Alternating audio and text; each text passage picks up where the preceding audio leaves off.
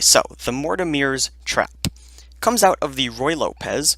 So just a standard e4, e5, knight f3, knight to c6, bishop to b5, knight to f6, d3. So everything looks standard at this point until white decides to play knight to e7. It looks rather odd at first, giving white the free pawn on e5. Or is it free? Let's look. So the knight takes e5. Everything looks good for white now. However, this bishop can be attacked by c6.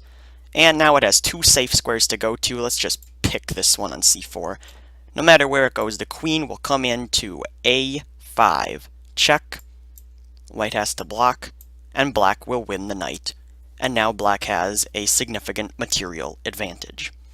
So how do you really play against the Mortimer's opening? Well, after knight to e7, you don't take the pawn.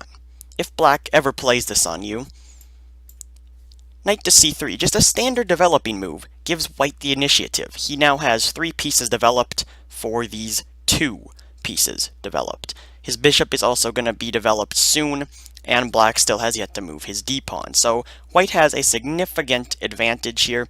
Still, c6 looks like it should be played. Bishop comes back to c4, and now there's 2 options.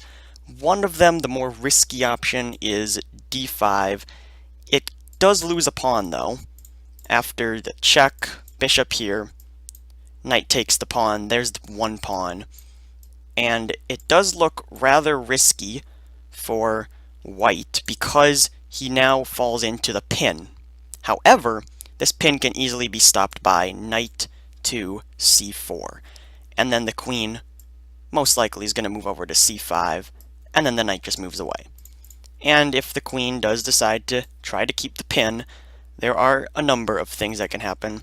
Mostly a3 forces the queen away, and then the knight is saved. And white has a great position. So black might think that giving up this pawn will win a knight. However, it does not. So that's another part of the trap. The other move besides d4 would be b5. And then the bishop just moves back.